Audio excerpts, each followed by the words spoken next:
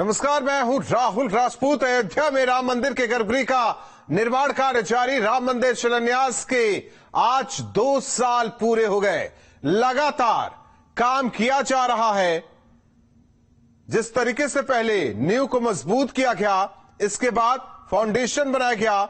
2024 तक गर्भगृह में विराजेंगे रामलला। तो राम मंदिर के गर्भगृह का निर्माण कार्य जारी। अयोध्या से बड़ी खबर, राम मंदिर शिलान्यास के 2 साल पूरे।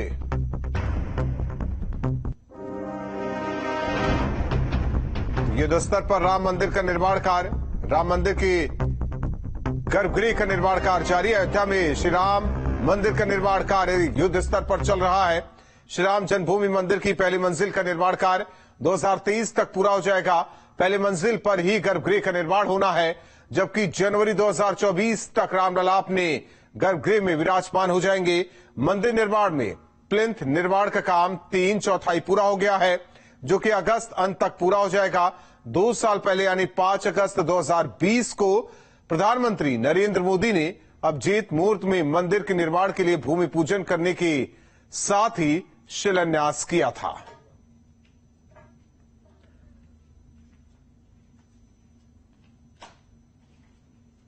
तो तस्वीरें आपको दिखा रहे हैं जिस तरीके से अब गर्भगृह का निर्माण किया जा रहा है।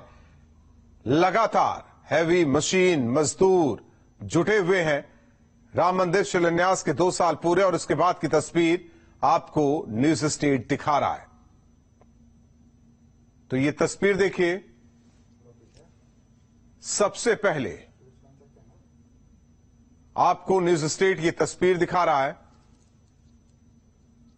पहली मंजिल पर ही भगवान विराजेंगे, जहां निर्माण कार्य किया जा रहा है। लगातार फाउंडेशन जिस तरीके से तैयार हुआ, फिर गर्भगृह तैयार किया जा रहा है, उसकी तस्वीर न्यूज स्टेट आपको दिखा रहा है। एक और जहां अयोध्या में राम मंदिर का निर्माण जोरों पर है, वहीं अयोध्या नगरी में रामलला के दर्शन के लिए हर रोज श्रद्धालुओं की भीड़ बढ़ती जा रही है। दिसंबर 2023 तक रामलला को भव्य मंदिर में शिफ्ट किया जाएगा। ज्यादा जानकारी दे रहे संवाददाता अविनाश सिंह। अयोध्या में राम मंदिर का निर्माण कार्य तेजी से जारी है। देखा जाए तो 2 साल कंप्लीट हो चुके हैं जब मंदिर का निर्माण शुरू हुआ था। आज से ठीक 2 साल पहले 5 अगस्त को प्रधानमंत्री नरेंद्र मोदी ने अयोध्या में राम जन्मभूमि की आधारशिला रखी थी और अब मंदिर का जो निर्माण कार्य है वो तेजी के साथ आगे बढ़ रहा है। लेकिन जो आप तस्वीर देख रहे हैं, ये तस्वीर राम दरबार की है, यानी कि जहां पर इस वक्त रामलला को विराजमान किया गया है, विराजित किया गया है। ये ठीक वहीं की तस्वीर है, क्योंकि देखा जाए तो जब मंदिर परिसर में राम मंदिर का निर्माण शुरू हुआ था तो रामलला को जो असल गर्भगृह था वहां से शिफ्ट किया गया था एक अस्थायी मंदिर में। चूंकि ये एक अस्थायी मंदिर है जहां पर रामलला विराजित है इस वक्त, और जो भी तमाम श्रद्धालु आते हैं हर रोज हजारों की तादाद में, वो यहीं आकर रामलला के दर्शन करते हैं। हालांकि जब मंदिर का निर्माण पूरा हो जाएगा, गर्भगृह का निर्माण, उसके बाद रामलला को एक बार फिर से यहां से उनके असल गर्भगृह में शिफ्ट किया जाएगा और फिर जो आम श्रद्धालु होंगे यहां ना आकर वो उनके गर्भगृह जाएंगे और वहां पर रामलला के दर्शन करेंगे। क्योंकि देखा जाए तो जब मंदिर की आधारशिला रखी गई थी और आधारशिला रखे जाने के बाद चूंकि हर रोज देखा जाए तो हजारों की तादाद में श्रद्धालु यहां पर पहुंचते हैं, तो वैसे में श्रद्धालुओं को कोई दिक्कत ना हो, उस वजह से रामलला को यहां पर शिफ्ट किया गया था। लेकिन अब देखा जाए तो चूंकि ट्रस्ट भी ये चाह रहा है, ट्रस्ट की कोशिश भी है कि कम से कम समय में मंदिर का निर्माण कंप्लीट हो सके। ट्रस्ट की योजना है कि 2023 दिसंबर तक गर्भगृह का निर्माण कंप्लीट कर लिया जाए और जैसे ही गर्भगृह का निर्माण कंप्लीट होगा उसके बाद रामलला को एक बार फिर से उनके असल गर्भगृह में विराजित किया जाएगा। वीडियो जर्नलिस्ट बगराना के साथ अविनाश सिंह, न्यूज स्टेट अयोध्या। बड़ी खबर अमरोहा से। गौशाला की जांच के बाद पशुधन मंत्री धनपाल सिंह का बयान, जो भी दोषी है कोई बचेगा नहीं, ये कहना है पशुधन मंत्री का। तो अमरोहा में गौशाला की जांच के बाद पशुधन मंत्री धनपाल सिंह का बयान, उन्होंने कहा कि जो भी दोषी है वो बचेगा नहीं। आपको बता दें कि जिस तरीके से कई गायों की मौत हुई थी, सीएम इसे लेकर गंभीर, और इसीलिए पशुधन मंत्री पहुंचते हैं अमरोहा के इस गौशाला में, खुद जांच पड़ताल करते हैं, बाहर निकलकर कहते हैं कि जो भी दोषी होगा कोई बचेगा नहीं। इसके लिए एक जांच कमेटी बना दी गई है डॉक्टर रजनीश दुबे की अध्यक्षता में, जिसमें डायरेक्टर है, कमिश्नर है, ये 3 अधिकारी जांच करके रिपोर्ट देंगे। इसके बाद जो रिपोर्ट का रिजल्ट आएगा तब कड़ी कार्रवाई की जाएगी। जो भी जिस स्तर पर दोषी होगा बख्शा नहीं जाएगा। ये घटना बहुत दर्दनाक घटना है। माननीय मुख्यमंत्री जी ने इसका संज्ञान लिया है। रात ही मुझे फोन पर कहा कि हम घटना स्थल पर जावें। हमारे साथ अपर मुख्य सचिव डॉक्टर रजनीश दुबे और कमिश्नर डीएम, हमारे डायरेक्टर, ये विभिन्न स्तर के अधिकारी यहाँ हैं। रात से ही सारे कार्य हो रहे हैं और गायों के साथ जो चारा खाने के बाद जो गायों की मृत्यु हुई है, ये बहुत दर्दनाक घटना है। तो अमरोहा के सांदलपुर गांव में बीते गुरुवार को हुई गायों की मौत के मामले में सीएम योगी आदित्यनाथ के निर्देश पर अमरोहा पहुंचे पशुधन मंत्री धर्मपाल सिंह ने गौशाला का निरीक्षण किया। उन्होंने कहा कि डॉक्टर रजनीश दुबे की अध्यक्षता में जांच कमेटी बनाई गई है, जिसमें पशुधन विभाग के डायरेक्टर और कमिश्नर दोनों शामिल हैं। उन्होंने कहा कि जब जांच रिपोर्ट आएगी तो उसके हिसाब से आगे की कार्रवाई की जाएगी। ये कमी जो है इसमें चारे में बता रहे हैं कि चारा खाने से कुछ पॉइजन हुआ है। चारा इन्होंने पहली बार लिया है, तो जिससे चारा लिया तो उसके खिलाफ एफआईआर दर्ज करा दी गई है। वो ताहिर नाम के व्यक्ति से चारा लिया था, पहली बार लिया था, एफआईआर दर्ज हो गई है और उसके लिए कार्रवाई भी कर रहे हैं। उसको पकड़ने के लिए टीम भेजी गई है पूरी जांच पड़ताल के लिए। और इसके अलावा हमारी और मंडली टीम भी डॉक्टर से आ गई, दवाएं आ गई हैं, इलाज चल रहा है। बाकी को जिनको पॉइजन हुआ है जिससे जल्दी स्वस्थ हो सके वो हम लोग पूरी कोशिश कर रहे हैं इसके लिए। तो अमरोहा के गौशाला में करीब 61 गोवंशों की मौत हुई थी, जिससे प्रशासन में हड़कंप मच गया था। पूरा मामला अमरोहा के सांतलपुर गांव का है, जहां जहरीला चारा खाने से करीब 61 गोवंश की मौत हुई थी। वहीं इसकी खबर मिलने के बाद तुरंत अधिकारी मौके पर पहुंचे। मामले की जांच पड़ताल में अधिकारी जुटे। खुद सीएम ने इस पूरे मामले का संज्ञान लिया, दोषियों के खिलाफ सख्त कार्रवाई के निर्देश दिए। इस बीच अमरोहा पुलिस 7 लोगों को हिरासत में लेकर पूछताछ में जुटी है। सीएम के निर्देश पर पशुधन मंत्री धर्मपाल सिंह भी अमरोहा पहुंचे और गौशाला का उन्होंने जायजा लिया। अधिकारियों से पूरी घटना की जानकारी ली। देखिए, थाना आदमपुर में जो घटना आज हुई है, शाम को जब सूचना मिली तो उसके बाद में हम लोग यहाँ पे जब आए तो एक हम लोगों ने यहाँ पे देखा कि यहाँ पे कुछ गाय जो है वो मृतक अवस्था में थी। तुरंत हम लोगों ने यहाँ पे मौके पे एक कंप्लेंट ली, जिसके आधार पे एक यहाँ पे मुकदमा पंजीकृत किया गया है। धारा 153A, धारा 153B, उसके अतिरिक्त prevention of cruelty to animals act, इसके अलावा काउ स्लॉटर एक्ट के अंतर्गत हम लोगों ने ये मुकदमा पंजीकृत किया है। बीजेपी की तिरंगा यात्रा पर एसपी अध्यक्ष अखिलेश यादव ने निशाना साधा है। उन्होंने कहा कि तिरंगा यात्रा के साथ बीजेपी दंगा करवा सकती है। अखिलेश ने बीजेपी पर बांटने की राजनीति करने का आरोप लगाया। वहीं बीजेपी ने अखिलेश पर पलटवार किया है। समाजवादी पार्टी ने भी बीजेपी की तरह तिरंगा यात्रा निकालने का ऐलान भले ही किया था, लेकिन अखिलेश यादव ने बीजेपी की तिरंगा यात्रा को दंगे से जोड़कर एक नया बवाल खड़ा कर दिया है। ये जो तिरंगा फहराने का कार्यक्रम चल रहा है, वहीं मैं सावधान करना चाहता हूं। ये भारतीय जनता पार्टी तिरंगा के साथ दंगा भी फैला सकती है। ये तिरंगा यात्रा के साथ साथ समाज में कहीं ऐसी घटना भी करा सकती है जिसमें समाज में दूरियां बन जाएं। आपको याद होगा कासगंज में भारतीय जनता पार्टी के लोग ही तिरंगा यात्रा के नाम पर वहां पर किस तरीके से हिंदू मुसलमान का दंगा कराया था। अखिलेश ने तिरंगा यात्रा को दंगे के साथ जैसे ही जोड़ा, बीजेपी हमलावर हो गई। बीजेपी प्रवक्ता राकेश त्रिपाठी ने अखिलेश यादव के बयान को दुर्भाग्यपूर्ण बताया और कहा कि अखिलेश माफी मांगे। तिरंगे के साथ दंगे का नाम जोड़ना ये बहुत दुर्भाग्यपूर्ण है। अखिलेश यादव को अपने इस बयान के लिए माफी मांगनी चाहिए कि वो भारत के राष्ट्रीय ध्वज तिरंगा, जिसके साथ एकात्मता का भाव जुड़ता है, जो किसी जाति का नहीं, किसी पंथ का नहीं, किसी मजहब का नहीं, किसी वर्ग का नहीं, बल्कि पूरे संपूर्ण भारतीयों के लिए स्वाभिमान का प्रतीक बनता है, उस तिरंगे के साथ वो दंगे जैसे शब्द का इस्तेमाल कर रहे हैं। तिरंगे के साथ दंगे को जोड़ना ये बहुत दुर्भाग्यपूर्ण है और अखिलेश जी को इसके लिए माफी मांगनी चाहिए।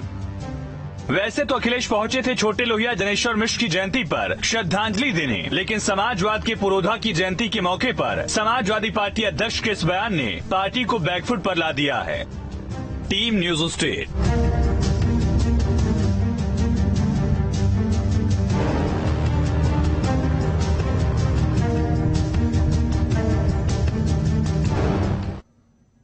भदोही के सीजेएम फर्स्ट के कोर्ट में ज्ञानपुर सीट से पूर्व विधायक विजय मिश्रा की पेशी हुई। बाहुबली विजय मिश्रा की पेशी विंध्याचल के एक पंडा सिरंगधारी के मामले में हुई। कल पूर्व विधायक के बेटे विष्णु मिश्रा की रिमांड के दौरान पूछताछ में मिले AK-47 और कारतूस मामले में पूर्व विधायक का बड़ा बयान आया। उन्होंने कहा कि मुझे पहले से असलहों की जानकारी थी। उन्होंने आरोप लगाया है कि एडीजी प्रशांत कुमार ने मेरे बंद पड़े पेट्रोल पंप पर अवैध असलहा रखवाया है। विधायक सुशील सिंह ने मुझे कुछ महीने पहले ही ये जानकारी दी थी। अभी 3 AK-47 और 9mm पिस्टल की तैयारी पुलिस ने की है और भी असलहे दिखाने की साजिश थी। मुझे नहीं फंसा पाए तो मेरे बेटे को फंसा दिया। आपकी हत्या के लिए जो लाई गई थी, जो धानापुर के सूरज और कृष्णमोहन जो प्रॉपर्टी हड़प रहे हैं हमारी, उल्टा लिखा रहे, और मनोज मिश्रा धानापुर, धनीपुर, थाना गोपीगंज रखी गई, नरौरपुर रखी गई, और जो तत्कालीन एसपी थे गाजीपुर राम बदन सिंह, उनकी जानकारी में थी। कुछ दिन पुलिस लाइन रखी गई, उस गाजीपुर रखी गई। 4 महीना पहले जब एडीजी इंटेलिजेंस जो वर्तमान डीजी हैं वो और प्रशांत सिंह को एसपी राम बदन ने पहले लिए हुए थे कि इनको फंसा दो, उनको फंसा दो। कई बार दरखास्तें, कोर्ट, न्यायालय, पूरा विज्ञापन निकला है कि लड़के को आतंकवादी हमको बनाना चाहते हैं। 4 महीना पहले जब एडीजी इंटेलिजेंस जो वर्तमान डीजी हैं वो और प्रशांत सिंह को एसपी राम बदन ने पहले लिए हुए थे कि इनको फंसा दो, उनको फंसा दो। बड़ी खबर लखनऊ से। सीएम योगी आदित्यनाथ का बड़ा फैसला। दोनों उप मुख्यमंत्रियों को कई जिले किए गए आवंटित। 8-8 मंडलों के 25-25 जिले आवंटित किए गए। 25-25 जिलों का भ्रमण करेंगे दोनों डिप्टी सीएम। जिलों में कामकाज की समीक्षा करेंगे। सरकार संगठन के बीच तालमेल स्थापित करेंगे। तो 25-25 जिले दोनों डिप्टी सीएम को दिया गया है। सरकार संगठन के बीच तालमेल। तो 8-8 मंडलों के 25-25 जिले आवंटित किए गए दोनों डिप्टी सीएम के बीच, केशव प्रसाद मौर्य और ब्रजेश पाठक के बीच। तो मुरादाबाद मंडल में मुरादाबाद, रामपुर, अमरोहा, बिजनौर, संभल ये जिले आते हैं। अलीगढ़ मंडल में आपको बता दें कि इसके अलावा आजमगढ़, अलीगढ़ मंडल, सहारनपुर मंडल, मुरादाबाद मंडल, मेरठ मंडल, अलग अलग मंडल, यानी कि 8 मंडल, एक डिप्टी सीएम, तो दूसरे डिप्टी सीएम 8 मंडल के जिलों को देखेंगे। 25-25 जिले आवंटित किए गए हैं। तो योगी सरकार आपके द्वार, सीएम योगी और दोनों डिप्टी सीएम 25-25 जिलों का दौरा करेंगे। यूपी के 8-8 मंडलों के 25-25 जिले आवंटित किए गए हैं। जिलों में सरकार के कामकाज की समीक्षा की जाएगी। लोकसभा चुनाव को लेकर भी अहम माना जा रहा यह फैसला। सरकार संगठन के बीच सब कुछ दुरुस्त। ब्रजेश पाठक को गोरखपुर मंडल की जिम्मेदारी दी गई है। इसके अलावा बस्ती मंडल की जिम्मेदारी मिली है। 8 कौन से मंडल है वो बता रहे, देवी पाटन मंडल, और इसके अलावा आगरा मंडल की जिम्मेदारी दी गई है। वहीं केशव प्रसाद मौर्य को कानपुर मंडल की जिम्मेदारी मिली है। इसके अलावा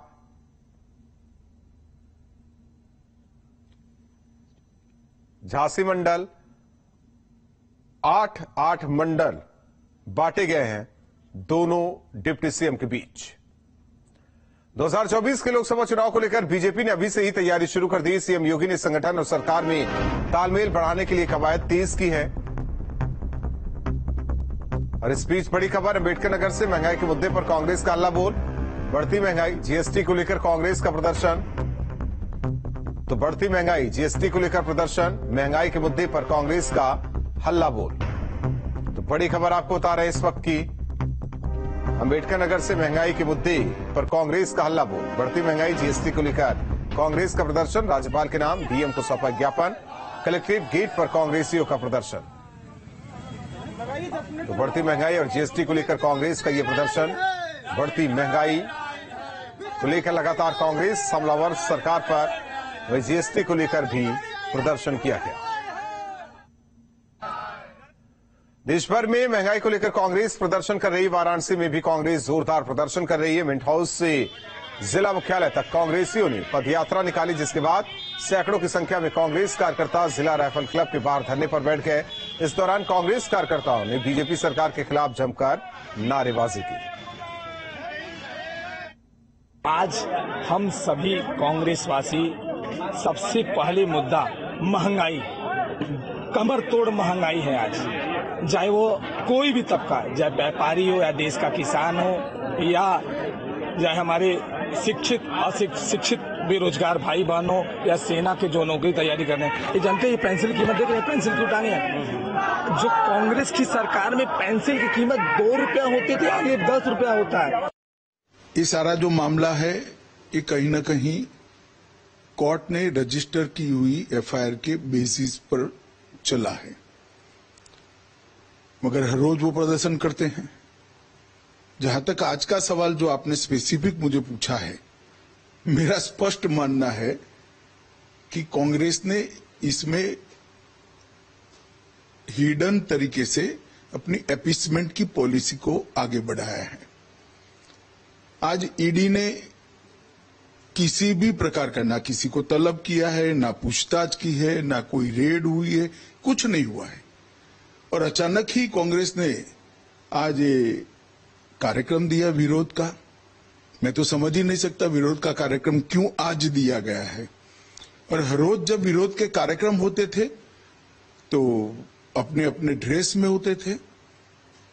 आज सभी के सभी लोग काले कपड़े पहनकर करें। मैं मानता हूं कि आज ही के दिन इस देश के प्रधानमंत्री श्री नरेंद्र मोदी जी ने राम जन्मभूमि का शिलान्यास किया था। 550 साल पुरानी ये समस्या का बहुत शांतिपूर्ण तरीके से समाधान निकला था और कहीं पर भी देश में न दंगा हुआ था, न हिंसा हुई थी और शांतिपूर्ण तरीके से करोड़ों करोड़ों लोगों की श्रद्धा को परवान चढ़ाने का काम इस देश के प्रधानमंत्री ने किया था।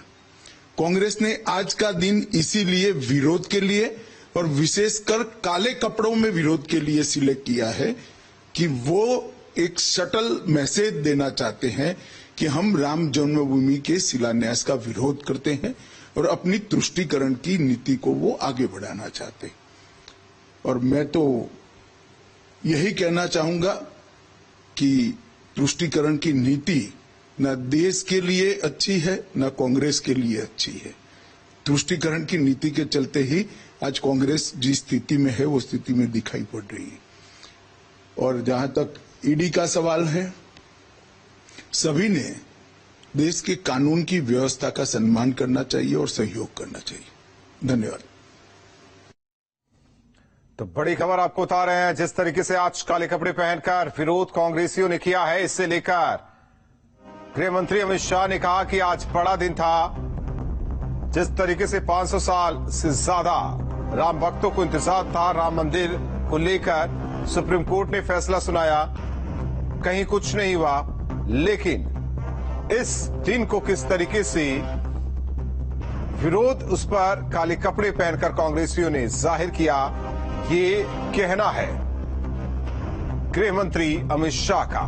उन्होंने कहा कि कांग्रेस के नेता लगातार प्रदर्शन कर रहे हैं। इससे पहले खादी पहनकर विरोध करते थे, लेकिन आज ऐसा क्या कि काले कपड़े पहनकर अचानक वो विरोध करने लगे, क्योंकि आज के दिन ही जिस तरीके से पीएम ने राम मंदिर की नींव रखी थी, उसे लेकर ये विरोध। तो ये 5 तस्वीरें आपको दिखा रहे हैं, जिस तरीके से महंगाई के खिलाफ हल्ला बोल, जिसमें राहुल गांधी की तस्वीर, प्रियंका गांधी, हरीश रावत, लखनऊ में भी हल्ला बोल किया गया, सहारनपुर की तस्वीर। लेकिन दिल्ली की जो तस्वीर, उसमें खासकर यह है कि आज काले कपड़े पहनकर कांग्रेसी विरोध प्रदर्शन करते नजर आए, जिसको लेकर गृह मंत्री अमित शाह ने कांग्रेस पर निशाना साधा है। उनके इसके पीछे की मंशा क्या है, उसका भी जिक्र गृह मंत्री अमित शाह ने किया है। तो कांग्रेस राम जन्म भूमि का विरोध कर रही काले कपड़े पहनकर। उन्होंने इस बात का जिक्र किया कि इससे पहले खादी में जिस तरीके से विरोध लगातार ईडी का हो रहा था, लेकिन आज अचानक क्यों काले कपड़े।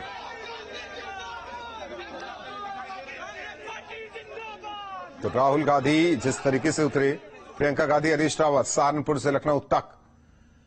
चंदौली से बड़ी खबर, आकाशीय बिजली गिरने से 2 महिला जख्मी, बाजार से खरीदारी कर वापस लौट रही थी। चकिया कोतवाली क्षेत्र के पीतपुर गांव का पूरा मामला। जिले में अब तक 10 लोगों की हो चुकी है मौत। तो आकाशीय बिजली गिरने से 2 महिला जख्मी, बड़ी खबर। बताया जा रहा कि बाजार से वापस लौट रही थी खरीदारी कर, बिजली गिरी जिसकी जद में आई, झुलस गई, हालांकि अस्पताल में भर्ती कराया गया है। तो आकाशीय बिजली गिरने से 2 महिला जख्मी। चंदौली से बड़ी खबर, खरीदारी कर वापस घर लौट रही थी महिलाएं। महिलाओं को अस्पताल में भर्ती कराया गया। वहीं जिले में अब तक 10 लोगों की मौत हो चुकी है आकाशीय बिजली की वजह से। जौनपुर में पुलिस की अजीबोगरीब कार्रवाई देखने को मिली। ढोल न मिलने पर पुलिस ने 5 घंटे टीन का डिब्बा बजाकर मुनादी कराई। पुलिस दीपक शुक्ला के घर आईपीसी की धारा 82 के तहत कार्रवाई करने पहुंची। आजमगढ़ की पुलिस ने जेकेबी स्कैम डायरेक्टर दीपक शुक्ला के राज कॉलोनी स्थित आवास पर बड़ी कार्रवाई करते हुए धारा 82 के नोटिस को चस्पा किया। 30 दिन के अंदर धारा 83 में कुर्क करने की चेतावनी दी। पूरा स्कैम 500 करोड़ का है, जिसमें 2 आरोपी पहले ही जेल में बंद है।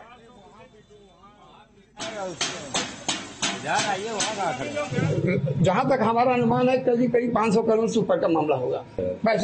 पैसा राजेश सिंह जेल में रह करके पैसा खुद भी खर्च कर रहे हैं कि दीपक शुक्ला फंसाओ, उनको फंसाओ, उनको फंसाओ। उनकी साजिश यही है कि हम अपने एम्प्लॉय को फंसा करके हम निकल जाएंगे और हम सारा घोटाला, सारा नुकसान और हम एम्प्लॉयों को डाल करके। और रुकते हैं कुछ पलों के लिए, खबरें जारी है।